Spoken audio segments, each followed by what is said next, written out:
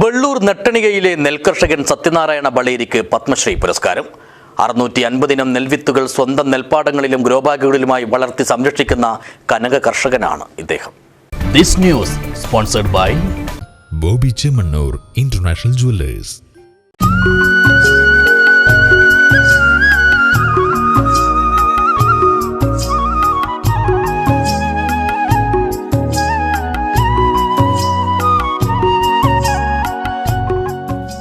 കുട്ടിക്കാലം മുതൽക്ക് തന്നെ നെൽമണിയെ നെഞ്ചോട് ചേർത്ത സത്യനാരായണ ബളേരിക്ക് രാജ്യം ഇത്തവണ നൽകിയ പത്മശ്രീ പുരസ്കാരം നാളിതുവരെയായി നടത്തിവന്നതും തുടരുന്നതുമായ കൃഷി ഉപാസനയ്ക്ക് ലഭിച്ച ഏറ്റവും വലിയ അംഗീകാരമായി.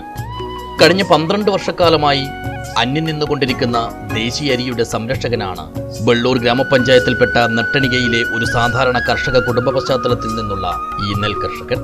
പതിറ്റാണ്ടുകൾക്ക് മുമ്പ് മുതിർന്ന ഗാന്ധിയനും കാർഷിക സന്യാസിയുമായ ചെറുക്കാടി രാമചന്ദ്രരായ നൽകിയ ഒരു പിടി ദേശീയ നെല്ലിനമായ രാജ്കൈമയിൽ ആരംഭിച്ച ഇദ്ദേഹത്തിന്റെ കൃഷിസപര്യ ഇപ്പോൾ 650-ലധികം നെൽവിത്തിനങ്ങളുടെ സംരക്ഷണത്തിലേക്ക് വളർന്നിരിക്കുന്നു.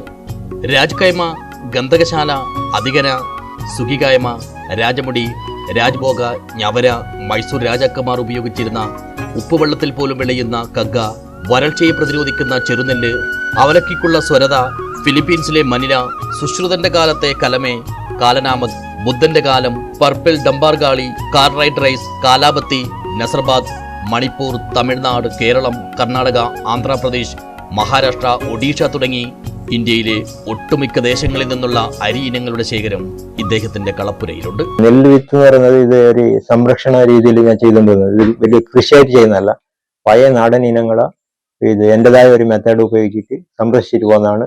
പിന്നെ അതേ ഇനങ്ങളെ ഒരുപാട് ഇന്ത്യത്തിന്റെ പല സംസ്ഥാനങ്ങളിലേക്ക് ഫ്രീ ആയിട്ട് കൈമാറ്റം ചെയ്യുന്നതാണ്.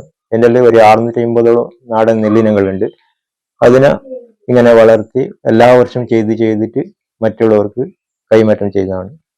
തദ്ദേശീയ വിത്ത് വൈവിധ്യം സംരക്ഷിക്കുന്ന വ്യക്തികൾക്കും സംഘടനകൾക്കും കേന്ദ്ര കൃഷി വകുപ്പ് നൽകുന്ന national plant genome saviour farmer reward നേടിയ കർഷകൻ കൂടിയാണ് ഇദ്ദേഹം.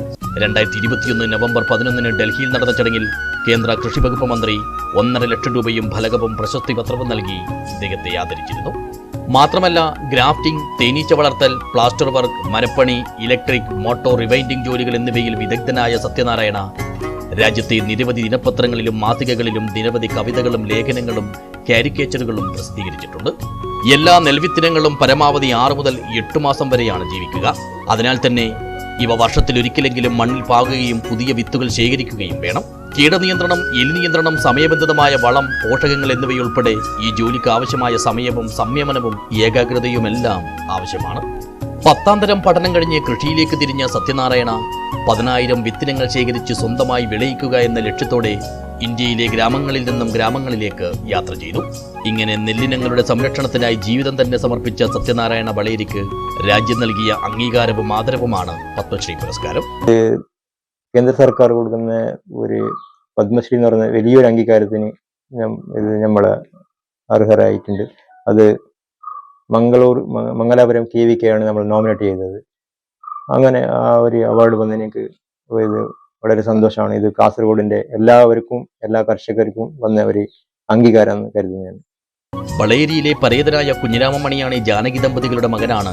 നാട്ടു നന്മയുടെയും ലാളിത്യത്തിന്റെയും എളിമയുടെയും എല്ലാം പര്യായമായ സത്യനാരായണ എന്ന ഈ കനക കർഷകൻ. ഭാര്യ ജയശ്രീയും മക്കളായ നബിശ്രീയും ഗ്രീഷ്മയും അഭിനവയും കൂടാതെ സഹോദരങ്ങളും കൃഷികാര്യങ്ങളിൽ ഇദ്ദേഹത്തിന് ആവശ്യമായ പിന്തുണ നൽകുന്നു. News bureau, Uppala.